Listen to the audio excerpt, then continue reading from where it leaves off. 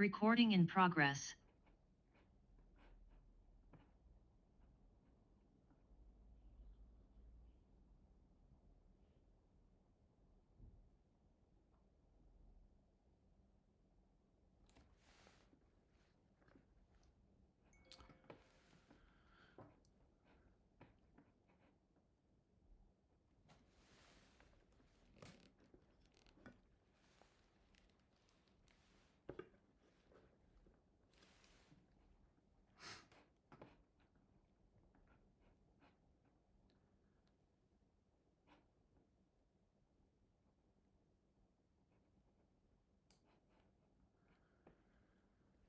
Okay, lovelies, if you are joining us on social media, please do me a favor and let me know that you are with me. Say hello in the chat. Let me know where you're watching from. We are going to be talking about how to handle conflict better, right? So, this is the second week of the month for our Live Love Lead Academy members. And because it's my birthday week, it's your birthday! Because it's my birthday week, I'm going to share this with social media and trust that your hearts and your socks will be blessed jumping in here with me. So, any questions we have as we move along, please don't hesitate to let me know in the chat. And I will, I'll be honored to join you in there. I just need to make sure that I've got the chat pulled up here, and then we'll dive in. We're going to be talking today about what does it look like to do conflict better, or at least to do conflict better than we're doing it right now. Yeah. So in the academy on the first Wednesday of the month, we talk about what does it look like to love or to live freely, right? Live fully, right? So Broken Chains helps people live free and love well, and then Live Love Lead helps people live fully, love deeply, and lead authentically, right? And so it's just doing it at another level, right? All of us are trying to get better in our lives in the different areas in which we do life. And so one of those ways is to learn how do you love in a deeper way, right? Like maybe you don't have major issues in relationships right now. Good for you. You're one of the few. How can you maintain that? And is that something that you are conscious of, or is that something that life's just rosy in the garden for me right now? I don't know what I'm doing to have everybody be happy with me and not really have much conflict going on in my story. And so what I want to talk to you today about is just becoming even more intentional. And intentional sometimes, has the idea that in the tension, right? Inside of tension that happens in life, there is a purpose, right? There's intention that I'm all in the intention, right? Or in the tension, I should say. And so it begins, right? For us, it begins, lovelies, with you. It begins with you, right? There's a lot of people who say that they want to improve their lives. A boatload of people say, I want to improve my life, right? Few people actually show up to improve their lives. But you do, which is why you're here, which is why you've jumped on, right? And so with that, I'm going to just I'm going to jump in to just say let's get better together, right? Let's you and I get better together today at conflict. At conflict, Kev. Who wants to get better at conflict? All of us who've got our heads screwed on want to get better at conflict. It's not just because I'm your Irish brother. It's not just because it's my birthday and I can fight if I want to. Or cry if I want to, whichever you prefer. It's because conflict is not going away. And so the more purposeful, intentional, and committed you become about addressing the conflict in your story, man, the better you're going to show up in it. And I mean it, the better you're going to show up in it. Most people run from conflict. Most people avoid it, hide from it, hate it, right? And so, honestly, my goal, and I'm going to just really, I'm going to give you 3 thoughts today, and it begins with you. They are all about you, right? My goal is that you would actually receive conflict, not as a negative, but as a positive, as an opportunity to understand better, to go deeper in your relationship with the one that you're doing life with, whether that's personally or professionally. So, are you ready to jump in? I hope you have a pen handy, as the fella says, because you're going to need to use it, right? So, first thought that I have for you around conflict is that before we can talk about what the other person says, what the other person's thinking, how they're coming back to you, first of all, I want to help you make sure that as you show up, that you're showing up in very intentional ways. And the first one is that you are showing up holding on to this idea that you have a future together. That you have a future together. You know, when conflict surfaces, we tend to forget about the future, and all we think about is what's in my face, like right now, right? So the first thought that I want you to be thinking about is how do I remember, or how do you remember that you want to have this mindset in place that I have a future together with this other person. I have a future together with this other person, right? I'm going to see this other person again, yeah? And I'm going to keep that future in mind, right? I mean, time-wise, you know, my father-in-law passed away a couple of weeks ago, and sure, all the family was in town, right? And so, you know, when all the family comes into town, whoa, there is plenty of opportunity for strife and for trouble, right? Now, thankfully, we didn't have a whole lot of it, but we had a few skirmishes, you know, popping up here and there. And in one of those, I had the opportunity to be, you know, in close proximity to it, let's just say. And my encouragement to one of the parties involved, and I'm not telling you if I was the party or not, but my encouragement, sometimes you have to encourage yourself, but my encouragement to one of the parties involved was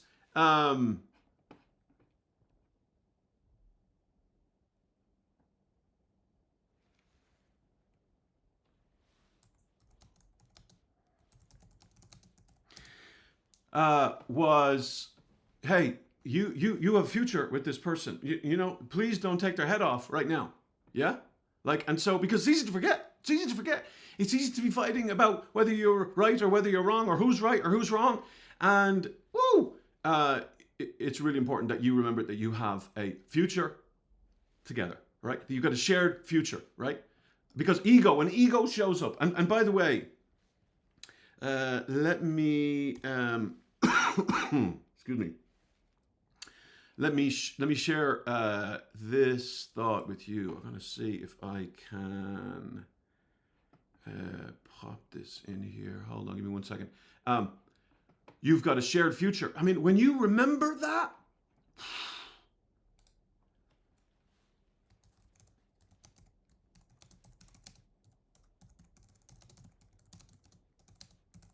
I'm just responding to a comment that's coming in.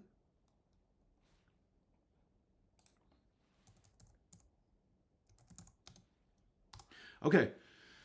When you remember, they got a few. It's gonna change how you show up right now. What you say right now is not going to be the same if you forget about the future. Like, I don't give a toss about the future, and most people, when they're not regulated, which is another story we're going to get to, right?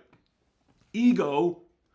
If you write down the letters ego, it basically they're the letters for edging God out, right? Edging God out. That's what ego does. You know, a lot of the time it edges God out, and so. The thought that I have for you is um, instead of letting ego win, right? Because ego puts you in fight or flight mode. Yeah? You want to ground your relationship in the fact that you are building a future together. You're building a future together. You are going to be together in the future. And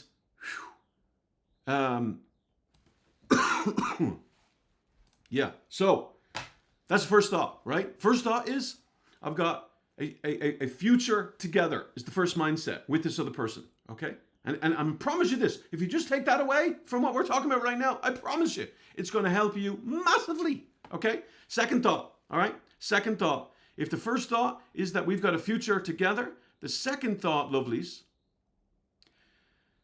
is that you want to also maintain a respectful mindset. A respectful mindset. Well, what if they're not being respectful to me, Kev? Well, they might not be being respectful to you. But if you are committed to being respectful to them, then you get to walk away in dignity. You get to walk away maintaining your personal integrity. Really, it isn't about what they do. It's about what you do. And if they are not respectful to you, that isn't about you. That is about them. Too often, we instead of regulating ourselves, right? Instead of regulating ourselves, we're going to get into this in another lesson, down the road, but I'll give you a kind of an inkling into it right now. Instead of having regulation or emotional regulation, we have what's called emotional contagion, right? Instead of emotional regulation, we have emotional contagion. And what emotional contagion is that we mimic what's coming at us from the other. And in neurochemistry, they're basically called your mirror neurons. So usually what's coming at you is what you tend to reflect back. If you're not in tension, right? In the tension, that you're all in the tension, to be committed to doing something different, to being committed to regulating your emotion, to be committed to being respectful.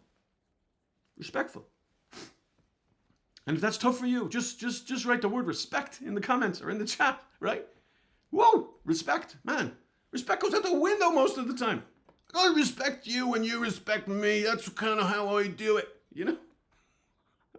So, first thought is you want to remember that you've got a future together. An FT, future together mindset. The second is that you want to maintain a respectful mindset. As soon as we lose respect, the gloves come off and it can get ugly fast. Right? So I want to be committed to treating others with kindness and with respect. I once had a counselor tell me, "You ready for your homework daily?" And I'm like, "Yeah, sure, I'm ready for my homework." And they said, "Your homework is to be kind, to be tender-hearted, forgiving one another, even as God, for Christ's sake, forgiven you." So that's from Ephesians 4:32. Now, I want to say, are you kidding me? Are you serious? You're sending me home to be kind? Like I'm not kind? You're suggesting I'm not kind? And I needed to hear it. It's fundamental. It's basic. Generally, I'm a kind chap. But when the gloves come off, I cannot be kind. I can be unkind. Easy peasy. Pudding and pie. Kissed the girls and made them cry. And I don't remember the rest of the thing, but it doesn't matter. Be kind to one another. We have to be intentional about that, gang. Tender-hearted. Forgiving one another. I heard a phrase yesterday in a book I was reading. The book I've been reading is called, I guess I haven't learned that yet. Great title. Great book so far.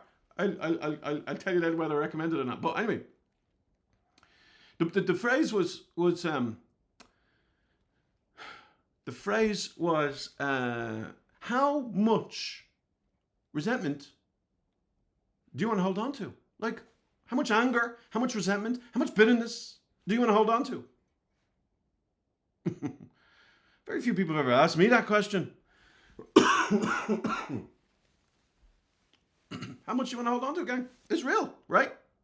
It's a good question to wrestle with, I reckon. It really is a good question to wrestle with. So that's my thought right here is we're talking about, look, how do we get better together at conflict, right? First of all, we remember we have a future together, right? Second of all, we commit to being respectful in conflict. All right? And in that means we're going to be kind. That means we're committed to being kind and tender-hearted. I share with couples that I counsel or coach a lot of times, especially in intensive settings, right? I send them away, even on break times. I send them away and I say, be exceedingly gentle with one another. And they're kind of looking at me like, he uses weird words sometimes. And I do, because I want them to stand out in their heads, you know? And then I tell them, listen, I'm not worried about you having a brawl in the car park. But I am urging you, pleading with you, be exceedingly gentle with one another. It changes. It changes how you're going to show up. It changes how you're going to interact. It's about respect. And so, you know, sometimes, like, if you find yourself not being respectful, can I just encourage you with this phrase to use in conflict? I am so sorry. I think I need to reset. Is there any chance that we can just take a time out for 20 minutes, 30 minutes, if you have it, and then come back and revisit this, and you go away and you regulate. You don't have to have 20 minutes or 30 minutes all the time, but if you feel like you are bouncing off the ceiling, then that would be a really good thing for you to say, right? Can we have a time out? And I'm not looking to put you in the corner. I'll go in the corner happily, you know. I just need to reset. How many things in our lives do we need to reset? How many times do we need to reset? And when we do, man, it helps. It helps so many things. It helps my computer work better, right? I had a really good night's sleep last night. That's part of resetting, right? And so many of us cheat ourselves, you know, from getting the sleep that we need. I've been fighting, I think it's allergies. Man, allergies. Worse this year for me than any other year. You know, I take, I don't know, I think there's two big brand names, like Zyrtec is one for allergies, just, you know, over the counter, off the shelf thing, whatever. Zyrtec, and anybody tell me what the other one is? There's another, another allergy medication, you know, that we take. And I've been taking one for so long, my body, I guess, got, what do you say? What's the word? Not immune. Maybe immune to it, you know. There's a term for it, though. When you take a medication or when you take a drug. Tolerance. Ooh, there it is. You became tolerant of it. And it's like it didn't do jack anymore. And so they said, change it. And so I changed it over to some. And I think it helped. But I tell you what, after a good night's sleep last night, woo, feels so much better. Okay, so how about number 3, right? Number 3. You ready for number 3? Can I get a witness? Let me see. Number 3 for conflict is that you want to adopt a mindset of empathy and encouragement. Okay? You don't just want to think about the future together that you have. You don't just want to be committed to being respectful. Look, you may say, look, this is really basic. Yeah, it is. It is basic. And basic gets bounced, right? Gets bunted when, gets booted, right? When conflict surfaces. And so before conflict surfaces, right, we believe that you prepare in a time of strength for a time of weakness. So if this is a time of strength for you and everything's going rosy in the garden, woohoo! Add these in, bake these in, install these into your life and story and mindset, especially around conflict. I mean, but it works across the board, and you will reap massive dividends from them, all right? Empathy and encouragement helps you feel their pain. I'm like, oh, why do I have to feel their pain? Well, you don't have to feel their pain. But if you choose to feel their pain, if you choose to enter into their story, your conflict will go so much better. Well, why don't they enter into my... We will deal with them later. But for now, we have to start with you.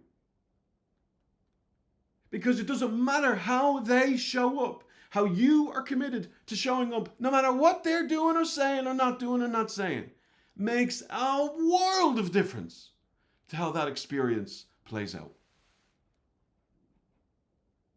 So you don't just want to remember that we've got a future together. You don't just want to be committed to having an air of respectfulness about them.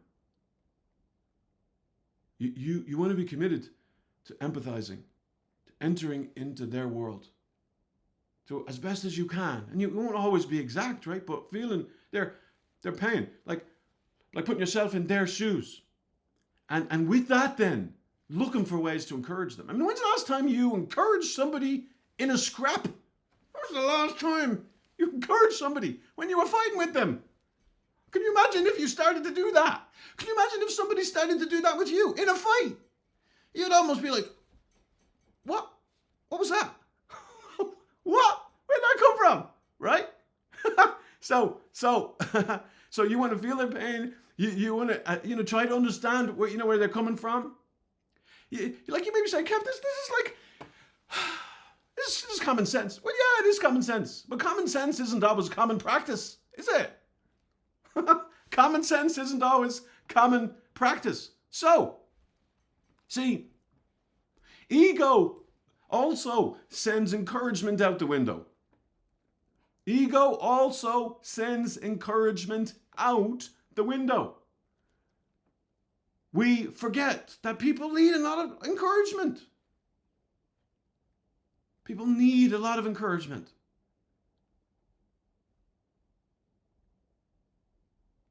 Encourage one another, and so much the more.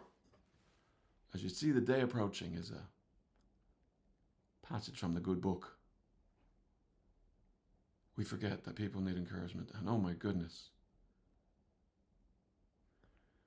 In conflict, encouragement is almost like pulling the handbrake when a person's speeding down the road. We forget this when we're angry. Like, think about the last fight that you had. Did you do it? Did you encourage someone? Or were you more maintaining the perspective that I have to win at all costs? That the other person is wrong? That there's darkness on the other side of the conversation, and you assume the worst about them instead of believing the best? It's so easy to do. Can you think about somebody, though, in your life right now that encourages you? Pop the name of that person maybe in the chat, either here in Zoom or on social media. A name of the person that that is an encourager to you. Like, who comes to mind? Who comes to mind for you? You know, I got a few of them for me. I got a fellow named Mike. Mike, he's a great encourager. I got another lady named Melissa. Great encourager. Great encourager. I got another couple, Brian and Dina. Oh my goodness. Love them for loads of things, but one of the things I love them for is they're really they're really great encouragers. And you know, sometimes they encourage me without their words, all of them. But most of the times with their words. And I could go on. Like, who encourages you? And if you don't have anybody, dude or dudette, you need to find some. The scriptures say, death and life are in the power of the tongue. and they that love it shall eat the fruits thereof.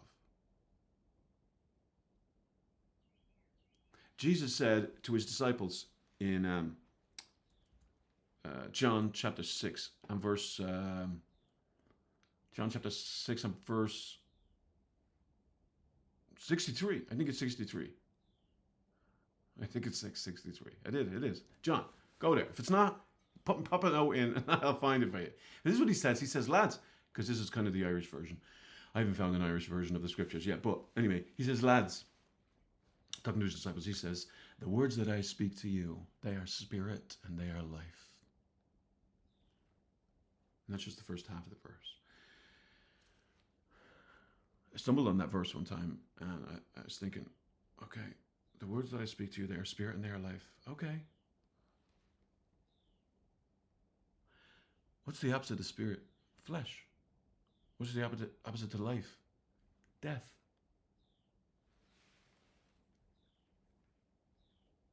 The words that I speak to you, they are spirit and they are life. It dawned on me in that moment, I have spoken so many words of flesh and death.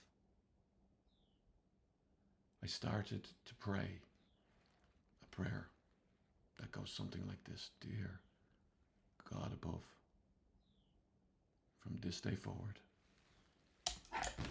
please help me speak words of spirit and words of life.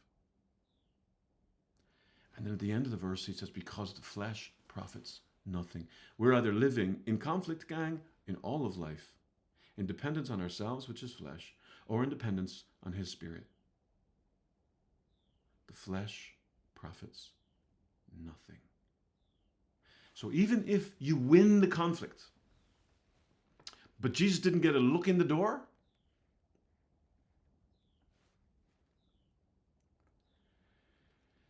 you profited nothing. In fact, you probably hurt the one you were in conflict with, relationally. And so your future together has been impacted and affected, not for the better.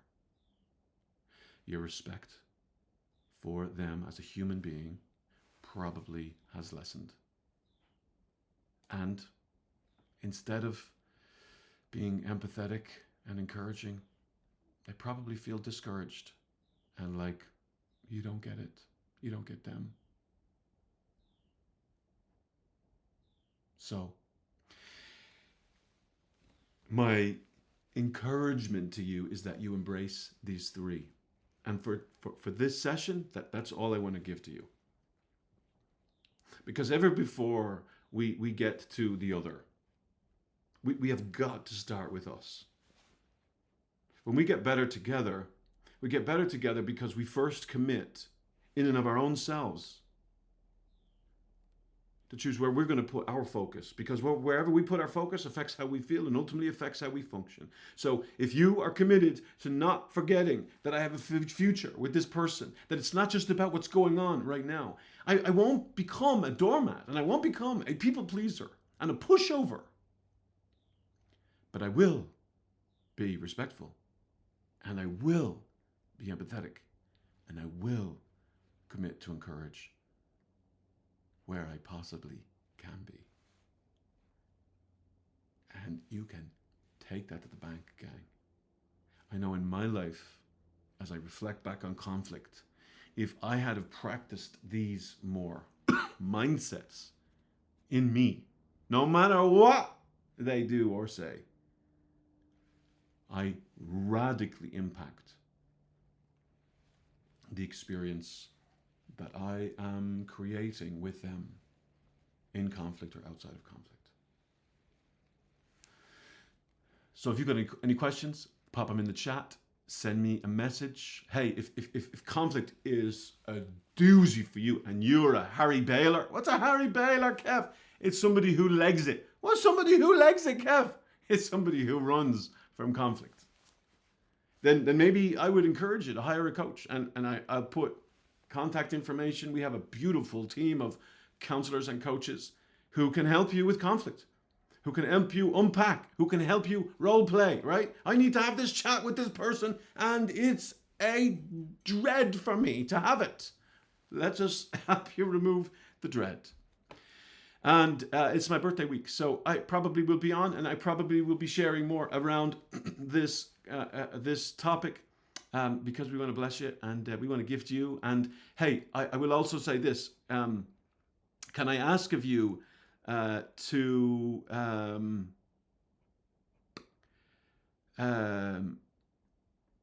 in the chat? I'm going to put a note, and it just has a link in it. And basically, it's a way for me to give you even more gifts, right? If you would simply, will you write a review for me or for BCI or for anyone on our team? And there's different ways that you can do that. Like us on Facebook or Instagram, and it's a way to post a review on Google or Trustpilot, right?